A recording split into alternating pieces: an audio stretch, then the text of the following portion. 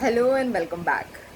दोस्तों, ऐसे तो हम कहते हैं कि 21वीं सदी में आ गए हैं, हमने बहुत तरक्की कर ली है, बहुत तरक्की कर ली है, लेकिन हमारी मानसिकता कहीं ना कहीं वही वो छोटी मानसिकता के चलते हम जो है गरीबी और कुपोषण का शिकार हैं। और हमारी उसी छोटी मानसिकता के चलते आज हम कहीं ना कहीं जो है चाइना पे, वियतनाम पे और अमेरिका पे डिपेंडेंट है। यहाँ तक कि हमारे यहाँ पर एप्पल की फसलें ख़राब हो रही है, आम की फसलें जो है पूरी तरह से ख़राब हो गई, इस साल अंगूर की फसलें भी ख़राब हो गई, लेकिन फिर भी हमारे यहाँ पर जो है एप्पल भी जो सबसे ज़्यादा, एप्पल और राइस भी सबसे ज़्यादा जो है अमेरिका से और चीन से ही आता है।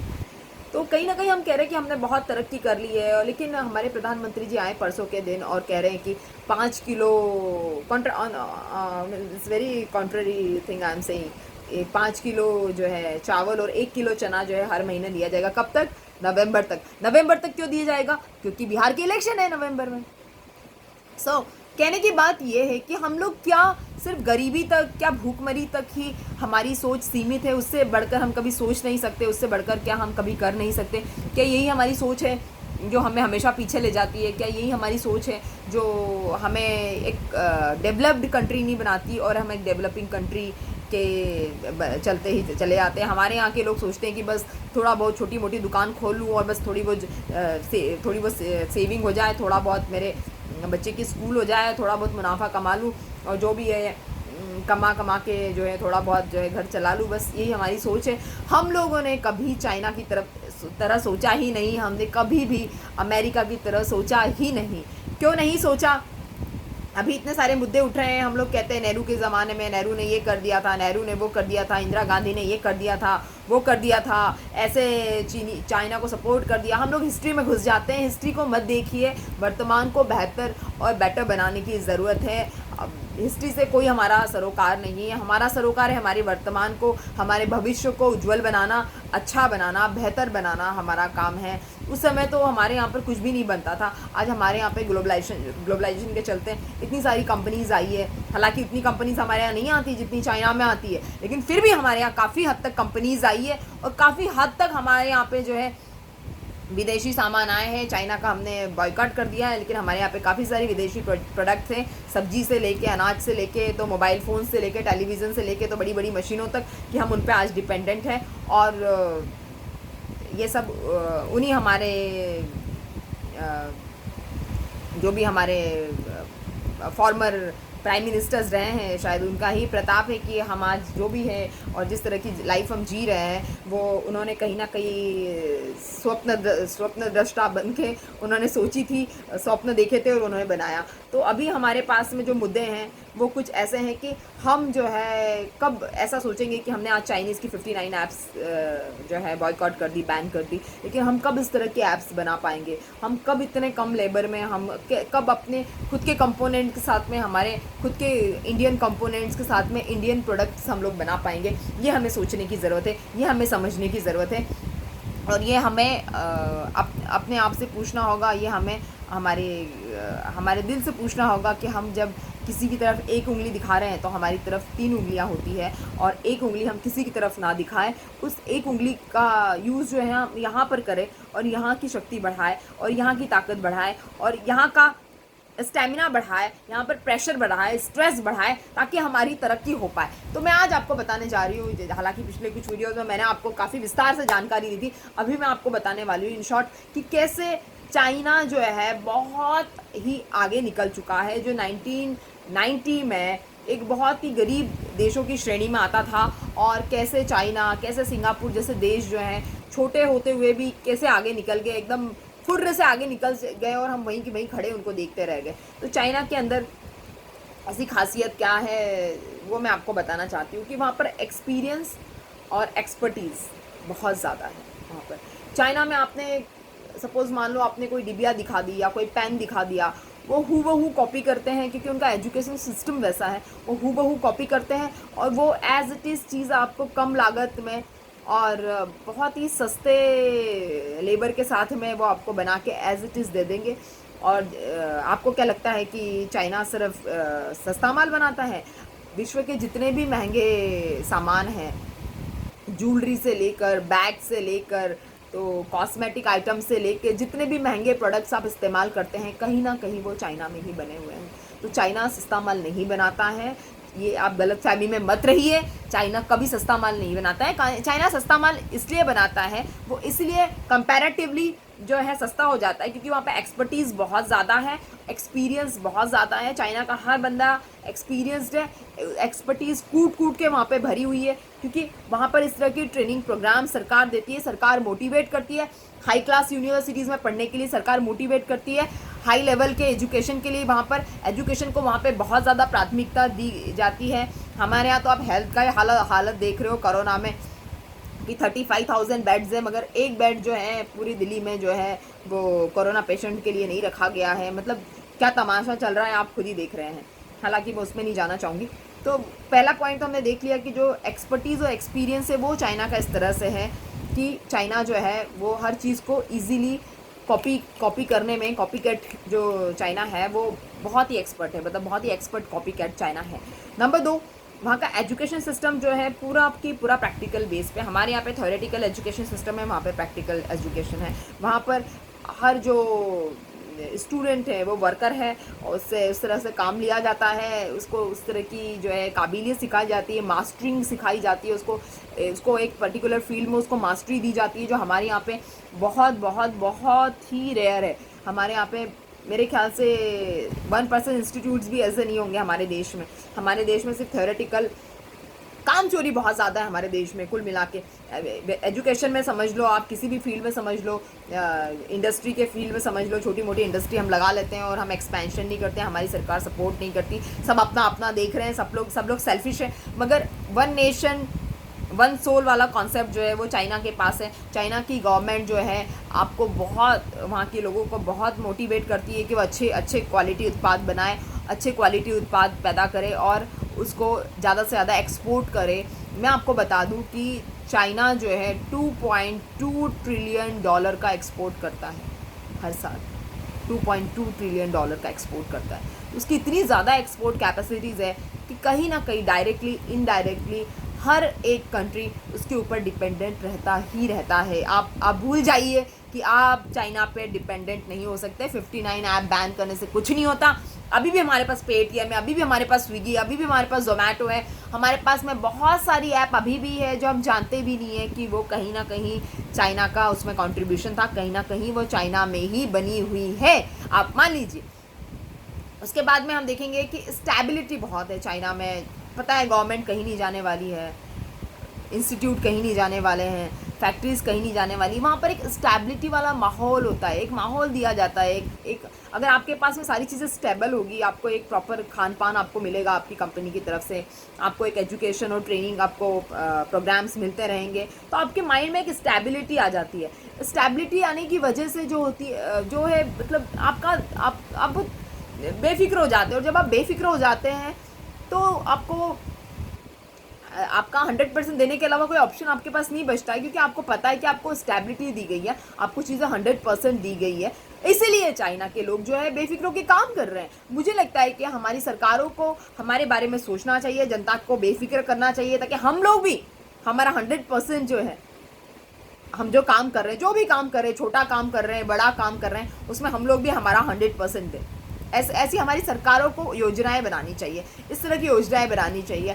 अपने देश के इन्वेस्टर्स को बढ़ावा देने चाहिए, अपने देश के उद्योगपतियों को बढ़ावा देना चाहिए, एंटरप्रेन्योर्स को बढ़ावा देना चाहिए कि हम हमारे देश में ही इस तरह की योजनाएं लाएं, इस तरह की इंडस्ट्रीज़ लाएं और हमारे वर्कर्स को मास्टर प्रोग्राम्स देने चाहिए। ऐसे नहीं कि 200 रुपये बांट दिए, मनरेगा में 500 रुपये बांट दिए, 2000 बांट दिए। इसको ठीक है, थोड़े समय के लिए सुनने के लिए अच्छा लगता है, लेकिन व्हाट अबाउट द फ्यूचर? कल को बंदा कैसे अपने आप को स्टेबल फील करवाएगा?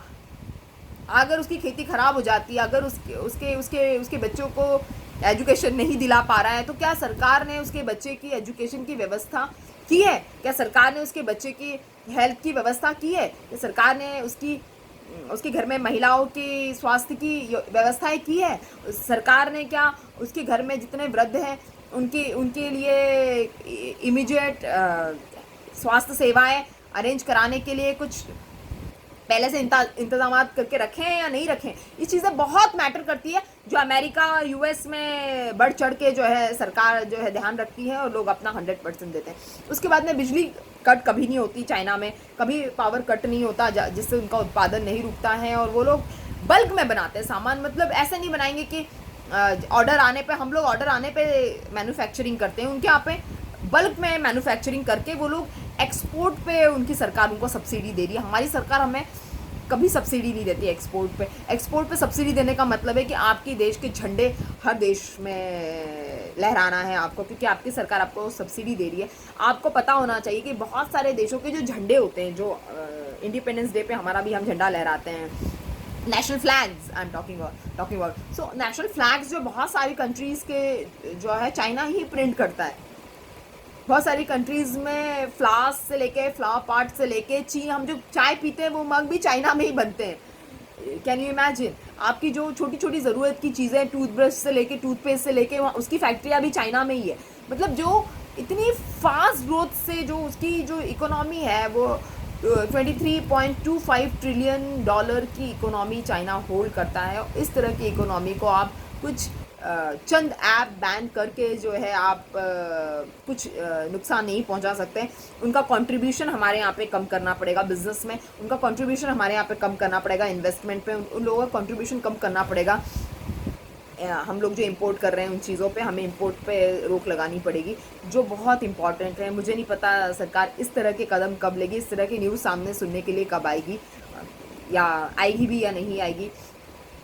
उसके बाद में हम देख रहे हैं कि चाइना का ग्रोथ रेट बहुत ज़्यादा है। हर साल चाइना जो है 10% की जो है जीडीपी ग्रोथ दे रहा है। 10% से चाइना जो है आगे बढ़ रहा है और उसने ये ग्रोथ को कंसिस्टेंट रखा है।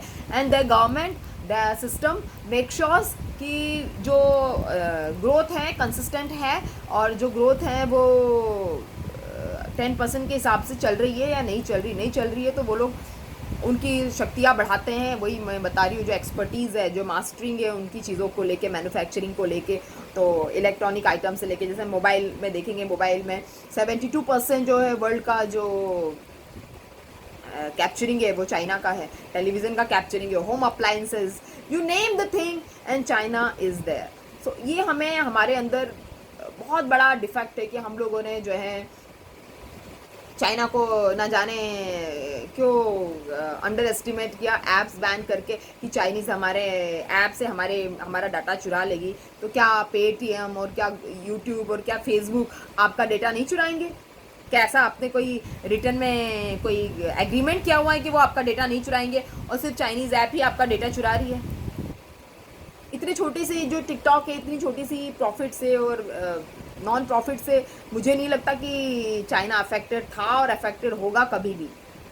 China can never get affected.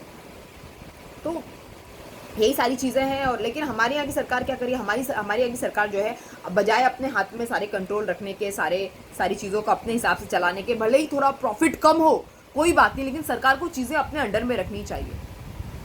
जैसे अमेरिका में रखा जाता है, जैसे सऊदी में रखा जाता है, बहुत सारी कंट्रीज़ में, वियतनाम में रखा जाता है, बहुत सारी कंट्रीज़ में रखा जाता है।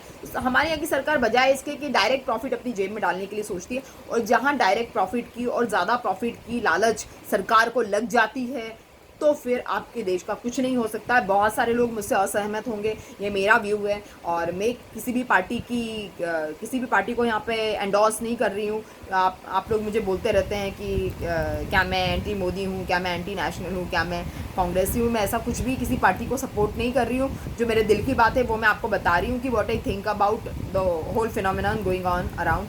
सो ये चीज़ें कि हमें हमारी कैपेसिटी बढ़ानी है, और ये बात ट्रू है। हमारा एजुकेशन सिस्टम हमें अच्छा करना है, ये बात बहुत सच्ची है। क्योंकि हमारे यहाँ पे जितने भी लोग हैं जो नोबेल पुरस्कार, पुलित्ज़र पुरस्कार, और जो हार्वर्ड में हैं, जो हार्वर्ड में हैं, जो बड़ी बड़ी यूनिवर्सिटीज़ में डीन है, जो न्यूजीलैंड यूनिवर्सिटीज़ में, बड़ी बड़ी यूनिवर्सिटीज़ में बड़े बड़े लोग बैठे हैं, उन्होंने कहीं ना कहीं एजुकेशन अब्रॉड में कहीं पे की हुई है एजुकेशन, और कहीं ना कहीं उनका माइंडसेट जो है इंडियन सरकार के साथ में नहीं बैठता, या हमारी गवर्नमेंट को इस तरह के एजुकेटेड, बहुत ज़्यादा एजुकेटेड, हाईली एजुकेटेड लोग, प्रैक्टिकल ओरिएंटेड लोग हमारे यहाँ पे सरकार को पसंद नहीं आते हैं। सरकार उनकी वैल्यू नहीं करती है।